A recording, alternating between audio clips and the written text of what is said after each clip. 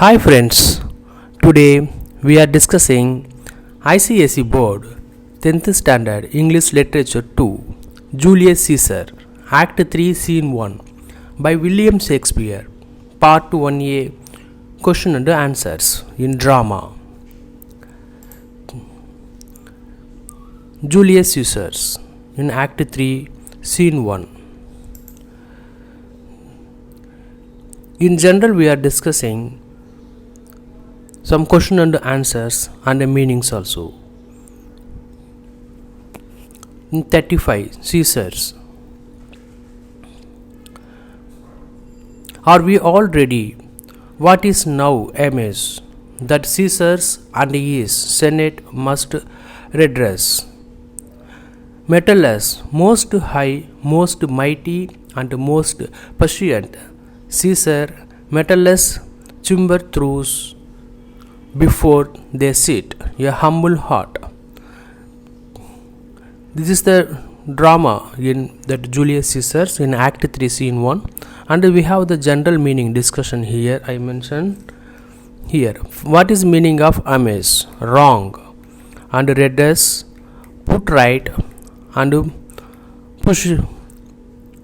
puissant, mighty. And here questions I mentioned here. Where are the speakers? First the explanations with the key points and brief explanation also I have given. First, what is the key points of this? Where are the speakers? Key points. The specific location is the Roman Senate, Rome. In Julius Caesar, Act 3 Scene 1, the speakers are in the Roman Senate. Caesar is seated, while Metellus King kneels before him, appealing for pardons for his brother Publius' chamber. The brief explanations. The speakers are located in the Senate House in Rome. Caesar addresses his senators, and Metellus' chamber speaks to Caesar, presenting a petitions to him. And question number 2. What does puissant mean? The explanation. The word puissant means having the great power or influence or powerful. The brief explanations. In Julius Caesar Act 3 Scene 1, puissant is adjective meanings powerful, mighty, influential. In the context, Metellus chambers addresses Caesar as most high, most patient to show respect and humility, emphasizing the Caesar's authority and power. The synonyms of puissant including the potent, strong, and forceful, authoritative. Question number 3. Explain. The Metellus chambers throws before they sit a humble heart. The explanations of these lines. The phrase metaphorically represents the Metellus chambers act of pleading or petitioning Caesar with great humility and submissions. By saying he throws before they sit a humble heart, Metellus indicates that he is laying down his pride and coming before Caesar with utmost respect and subservience, essentially offering his loyalty and devotions. He is likely about to request something from Caesar and begin by demonstrating his humility to soften Caesar's response to his forthcoming petition. The brief explanations of these lines. The Metellus chambers through before thy seat a humble heart. Metellus chamber says, most high, most patient Caesar's Metellus chambers through before they sit a humble heart. The meaning of this Metellus chambers is expressed his deepest respect and humility before Caesar. He is figuratively and literally by kneeling, throwing his heart of Caesar's feet, signifying the submissions, loyalty, and supplications, pleading of favor. In essence, Metellus Chambers is saying, I offer my heart, my very self, to your mercy and power, great Caesar. These gestures show his engages to please Caesar and gain pardon for his brother public chamber. And question number 4. At the beginning of the scene, the Caesar says the ideas of Mars are come. Why do you think Caesar said this? The explanation, the Caesar statement, the idea of Mars or comes, is significant because it refers to a previous warning to received from his soothsayer. The Caesar mentioned to perhaps dismiss the warning as irrelevant or mistaken, as the ideas of Mars have arrived and he remains unharmed. This statement shows his dismissive attitude towards the prophecy, reflecting his sense invulnerability and his disregards for potential threat. The brief explanations of this. Question number 5. At the beginning of the scene, Caesar says the ideas of Mars are come. Why do you think Caesar said this? Brief explanation. Caesar says this idea of Mars are come. Act 3 Scene 1, acknowledging the arrival of March 15th, the ideas of March. Why does Caesar say this? Acknowledgement the day. The Caesars recognize the significance of date. Irony. Unaware the conspiracy. Caesar's statements ironically foreshadow his assassination. Fulfilling prophecy, the soothsayers had wanted Caesars to beware the ideas of Mars. The Caesar statement set that tone of the scenes, creating the tensions and democratic irony. The question number 5 2. At the beginning of the same scenes, the Caesar says the ideas of Mars or comes. What does the soothsayers says in response? The explanations in response to Caesar's remark, the soothsayers answers A. Caesar's, but not gone.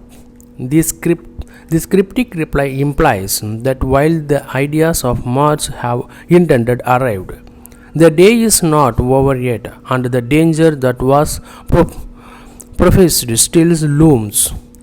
The soothsayer response serves as a reminder of a still present threat to Caesar's lives, hinting that the prophecy may yet be fulfilled before the day ends. The brief explanations of soothsayer response. The soothsayer says, A Caesar, but not gone, meaning interpretations of soothsayers of cryptic response hints that the dangerous ideas of Mars has arrived, but Caesar's fate is not yet sealed. The day is still unfolding. The response creates tensions, emphasizing the impending doom and Caesar's ignorance of the conspiracy. Question number 6. What specific duties to the conspirators allowed the tribunals of Casca? The explanation, tribunals to take Antony out of the way ensured that he would not be near Caesar when the conspirators attacking Caesar.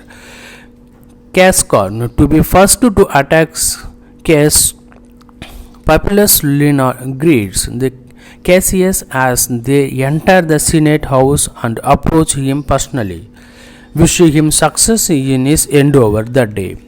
This makes Cassius concerned because he believed their plot has been revealed. The brief explanation.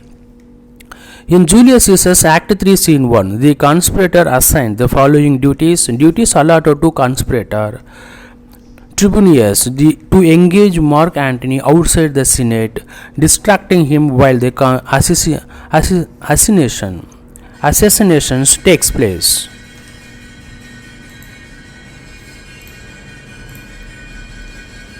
The question number 6 2. Why does the Caesar becomes nervous when Populus Lena speaks to him as they enter? The brief explanations.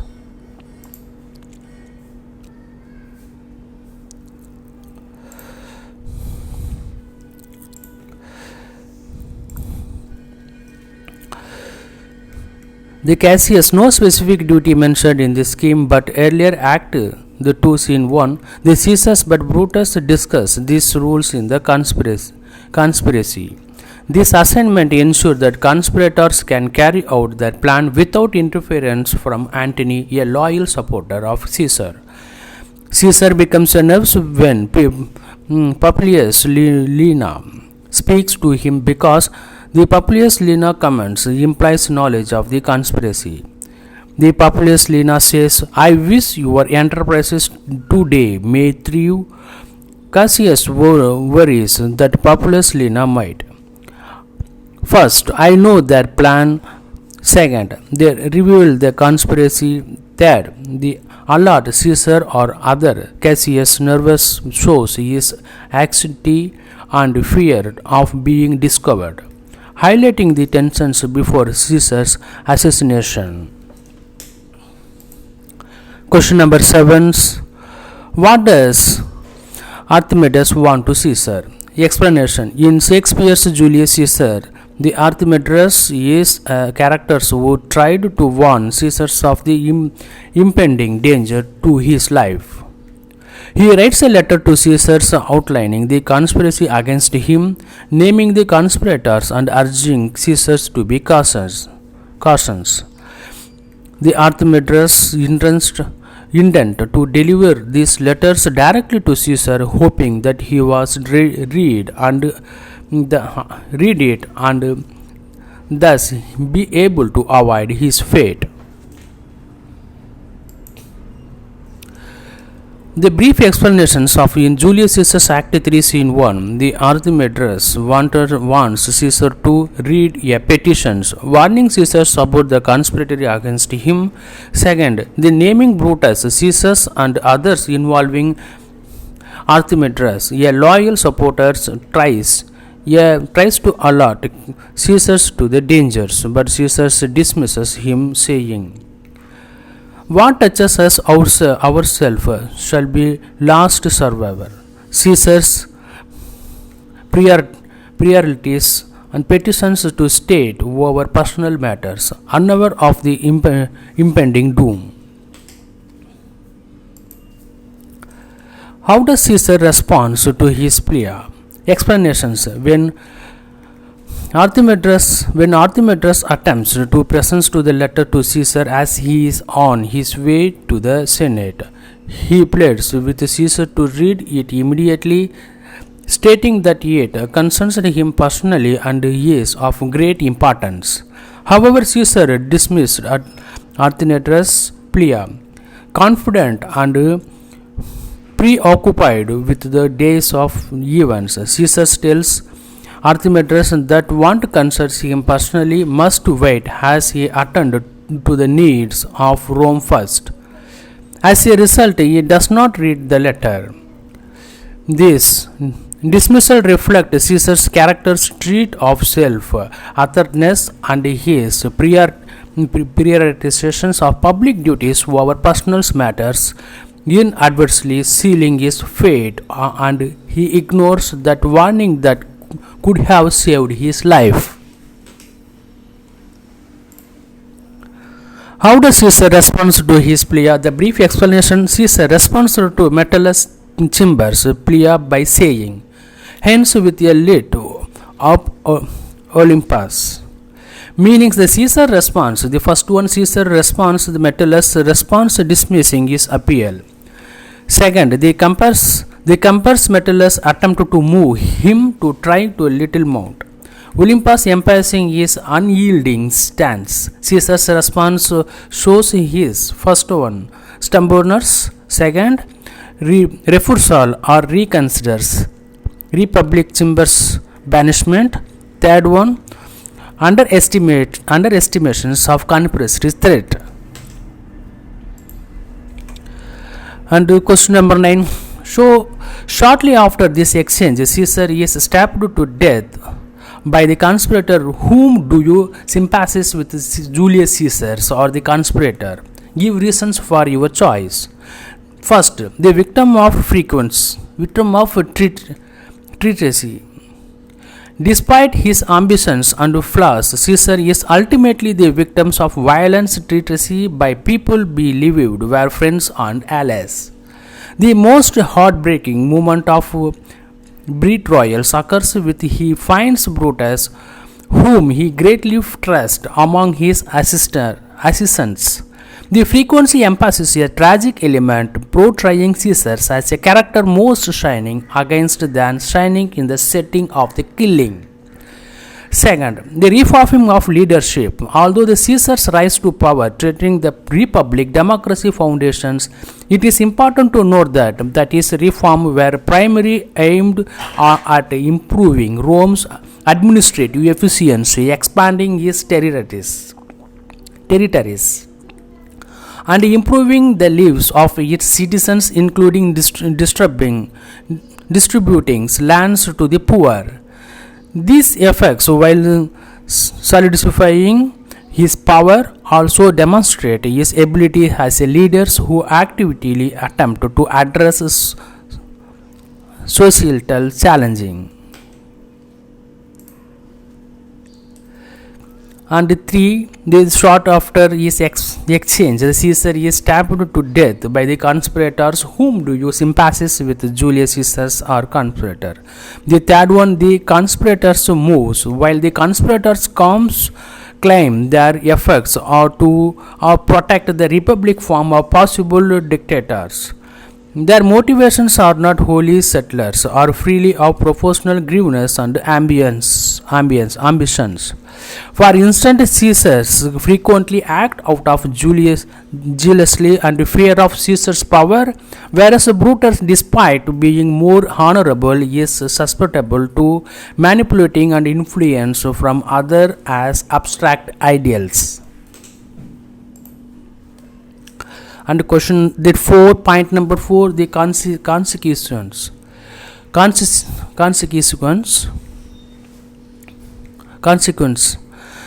The aftermath of Caesar's assassinations does not result in the restoration of the republic as the conspirators had intended, but rather plunges Rome into more instability and civil conflict. The consciousness implies that the assassination was not only ethically and dubious but also programmatically harmful. Finally, the summarizations of while Caesars may have constituted a challenge to the established political systems and demonstrated hubris, his removal and the reasons behind it accomplished little restores to protect Roman Republic democratic ideals. And the brief explanations, I do not have personal sympathies or emotions, but I can provide an analysis of the situation. The response of symbiosis with Julius Caesar's first point number 1, betrayal. The Caesar trust in the senators, particularly Brutus and Caesars, make his assassinations a tragic and devastating event. Second, the leadership. The Caesar's visions and ambitions transformed Rome, and his death leads to power struggle and choice. Humanity, the Caesars vulnerably and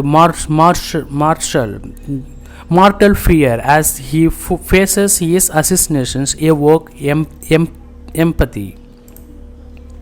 And the brief explanations, first, the response of sympathies in the conspirations, fear of heresy. The conspirations below Caesar's growth powerful threatens Rome Republic and their own freedoms. Patriotism. They see their actions as a necessary sacrifice to preserve Rome's traditional value and governance. Desperations. The conspirations feel trapped with no other options to stop Caesar precising descent into tyranny. Natural protective complexity. Both sides have valid motivation and flaws, making it challenging to categorize them as purely good and evil. The brief explanation. Some point number 2, strategy. The assassinations leads to a civil war, destructions and downfall of Roman public, harming innocent people. The historical contents. The Shakespeare's plays exploit two nexus of power and ambience and morality and encouraging reflections on the consequence of actions. Ultimately, tragedy of Julius Caesar invites audience to consider multiple perspectives, foresighting empathy and understandings for the human experience.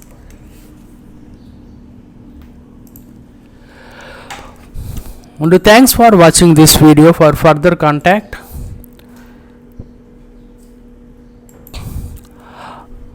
and the next video in Julius Caesar's in drama, you have to see the kindly type the YouTube search at the rate of Ishwarya Vijay Kumar for getting more information and getting new videos. Thanks for watching this video and kindly subscribe these channels. Thank you.